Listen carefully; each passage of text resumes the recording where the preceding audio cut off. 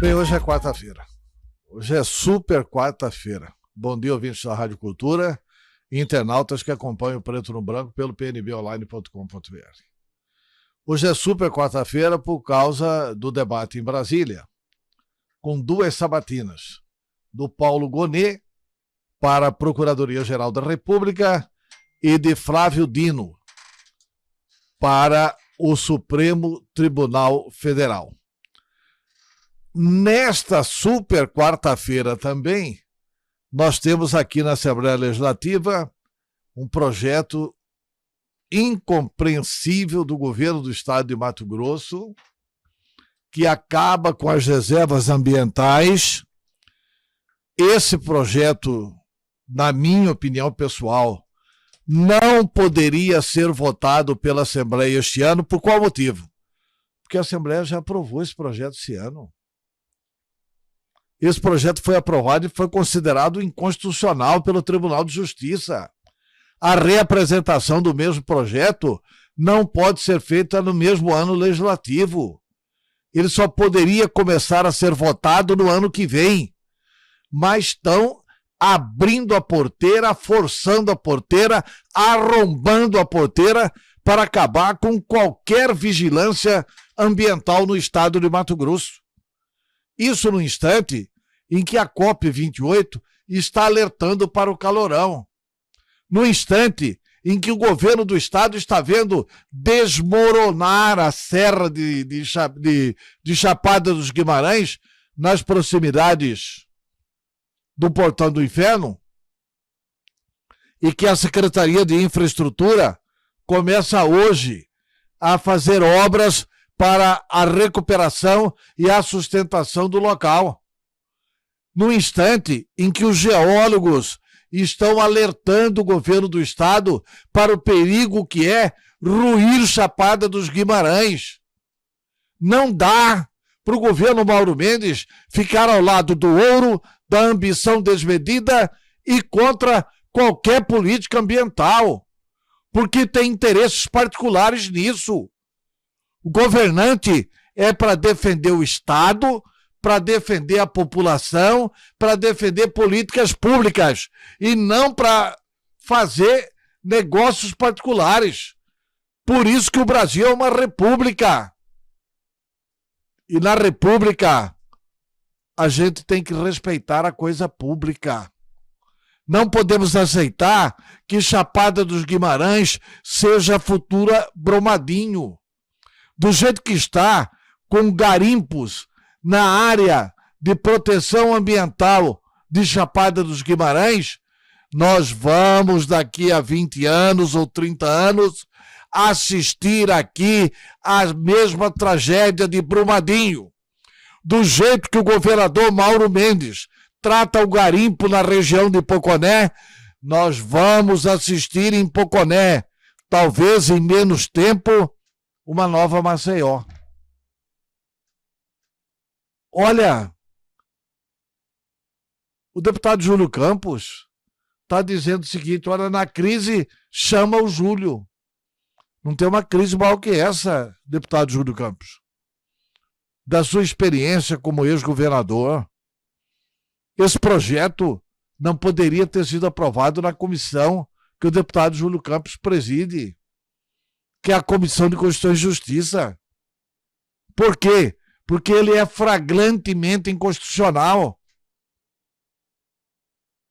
E as pessoas perderam completamente a capacidade da indignação.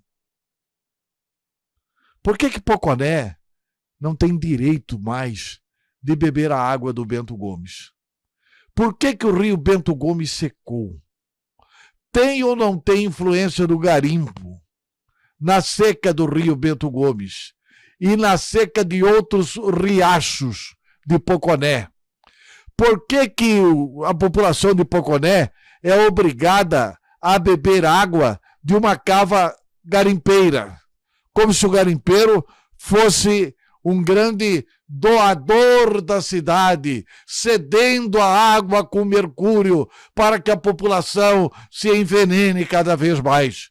E o que é pior, se você tratar desse assunto em Poconé, as pessoas vão ficar a favor das mineradoras, vão ficar a favor do garimpo. É preciso deixar claro para o ouvinte da cultura: Brumadinho foi mineração. O que ocorreu agora em Maceió é mineração. O que está ocorrendo em Chapada pode ser já impacto da mineração. O que vai ocorrer futuramente em Chapada pode ser uma futura Brumadinho. O que já está ocorrendo em Poconé é criminoso. O que estão fazendo com o Pantanal é mais criminoso ainda. Ainda. Então, assim, o governador Mauro Mendes não podia destruir o primeiro mandato que fez. Embora há que se ressaltar um detalhe. Algumas críticas feitas hoje ao governo Mauro Mendes são em função de coisas que foram descobertas apenas agora, mas que vinham sendo praticadas há algum tempo. Essa questão do mercúrio ilegal, ninguém sabia. Mas o mercúrio ilegal não é do primeiro mandato. Essa é uma prática recorrente dessas pessoas que sofreram aí a ação da Polícia Federal. Recentemente o governador disse aqui o seguinte, aqui, nesta rádio, neste canal, para a imprensa de Mato Grosso toda, não apenas aqui, mas para todo mundo ouvir em alto e bom som: Emanuel não pode reclamar de perseguição política, porque houve uma decisão do Ministério Público Estadual, porque houve uma decisão da Justiça Estadual, porque essa decisão foi confirmada pelo STJ e porque essa decisão foi confirmada por outras instituições superiores. Pois bem, a questão do mercúrio ilegal, que envolve empresas da família do governador, inclusive lideradas pelo filho do governador, elas também tiveram o Ministério Público de Campinas, a Juíza Federal de Campinas, o Tribunal Regional Federal numa decisão monocrática e ontem o Tribunal Regional Federal numa decisão coletiva e o Superior Tribunal de Justiça por 2 vezes negando as questões pretendidas pelo filho do governador. Então não há que se falar também em perseguição política. Não há que se falar em fake news. O governador, em alto e bom som, eu vou repetir aqui, em alto e bom som, o governador ouviu, numa reunião da bancada da base, o deputado Wilson Santos dizer o seguinte: governador, tem corrupção no seu governo, tem corrupção na área da saúde, o senhor precisa mandar investigar, porque não deve ter, e o senhor diz que não tem nenhum conluio com o errado, e nem quer proteger o errado. Então manda investigar isso. Ah, o senhor não tem prova, o senhor me traz a prova, trago às 3h da tarde. O deputado Wilson Santos voltou lá às 3h da tarde e entregou documentos ao governador do inquérito policial, que mostra exatamente a situação que ontem o Ministério Público chegou à conclusão, que havia sim corrupção na SES. Tanto é que está pedindo para devolver 57 milhões e 500 mil na Secretaria do Estado de Saúde. Por quê? Porque o modus operandi é igual à Secretaria do Estado de Saúde em Cuiabá. É rigorosamente igual.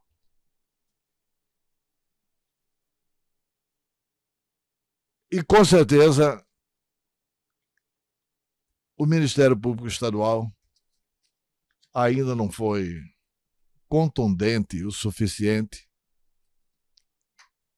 e nem chegou aos valores reais do que é que precisa ser devolvido ao erário público.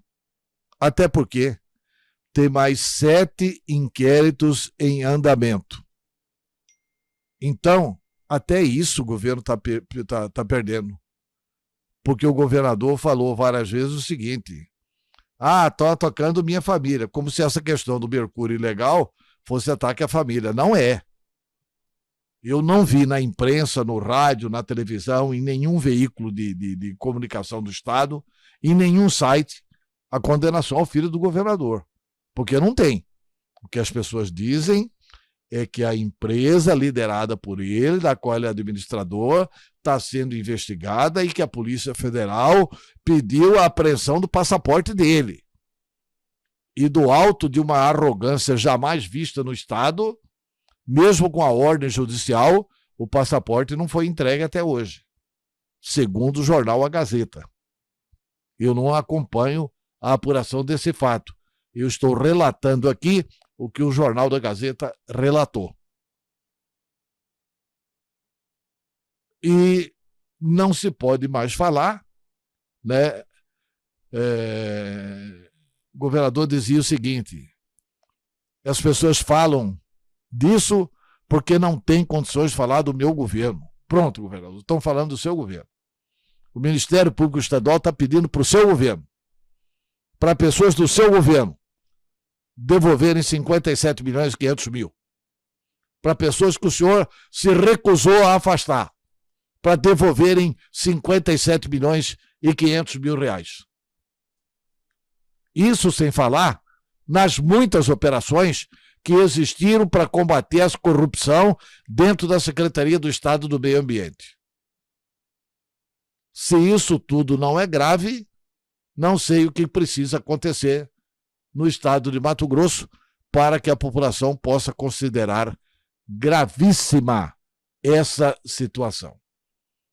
O grande senador Vilas Boas dizia o seguinte: quando o político começa a fazer besteira, tira férias. Pense, repense sobre a situação. A arrogância não é uma boa conselheira. A esperança que ainda tenho é de que o próprio governador não esteja envolvido nisso tudo. E que o governador tenha interesse em mandar apurar essa situação. Mas fica difícil constatar esse interesse na medida em que os órgãos de controle são cerceados. A grande verdade é que nunca o estado de Mato Grosso esteve tão aparelhado. Essa é uma verdade difícil de ser dita, porque atinge os órgãos de controle, atinge uma instituição como o Ministério Público. Dá dó de ver um jovem como Deusdedit, que é um procurador jovem, que assume uma instituição respeitadíssima e que está transformando essa instituição num puxadinho de não apuração de coisas que deveriam ser apuradas.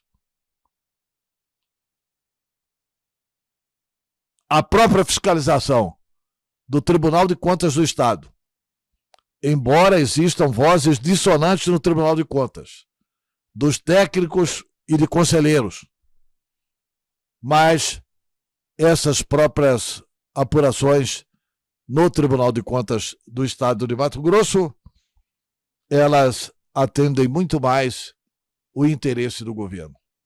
E não deveria ser interesse do governo que essas medidas fossem atendidas. Que a educação pagasse, por exemplo, 120 milhões a mais para a primeira colocada do que para a segunda colocada, como queria o conselheiro Antônio Joaquim no seu voto. Enfim, há muita coisa a ser descoberta embaixo desse tapete. É isso.